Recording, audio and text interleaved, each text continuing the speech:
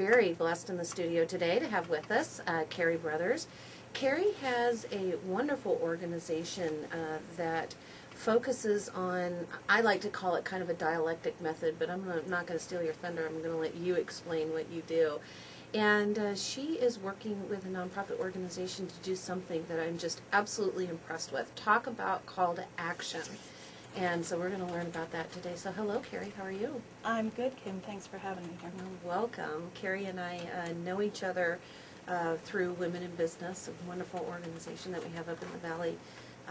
But Karrie, tell us a little bit about, I'm fascinated with what you do for a living. So what do you do for a living? Well, I'm a mediator, but I do mediation a little differently.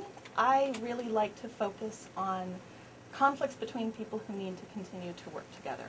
So sometimes when you talk about mediation, people think about the fence line dispute or the argument with their neighbor about something or another, or a business dispute. What I work with are families, nonprofits, schools, organizations where people are in conflict, but they're going to be seeing each other every day or once a month, or they're working with a group where they need to keep the peace.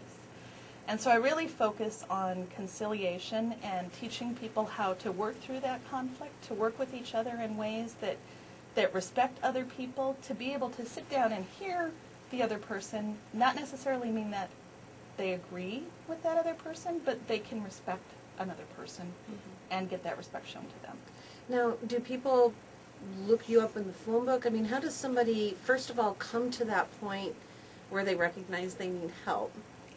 Usually people don't come to that point where they recognize they need help. They don't come to it as often as you think. One of the things that happens in conflict, in the day-to-day conflicts that we experience, is we tend to deny them. We tend to think it's not a big deal, or, put them aside. We don't realize the ripple effect that little conflicts in our personal life have on our work life, and that little conflicts in our work life have in our personal life.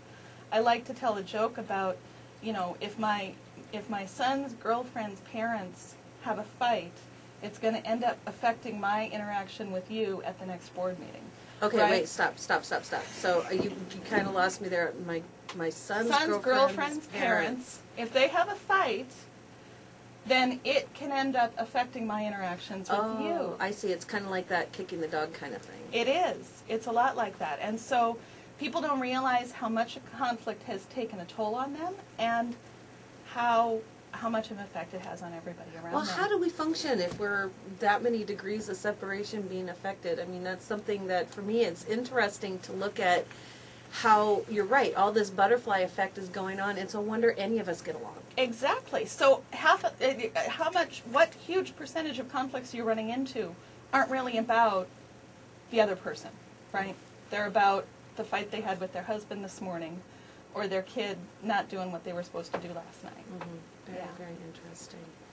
Well, that's good. Well, I know that we're going to talk with you about something very, very special that takes this whole concept of mediation and conflict resolution to a huge global level, and I'm really excited to talk about it.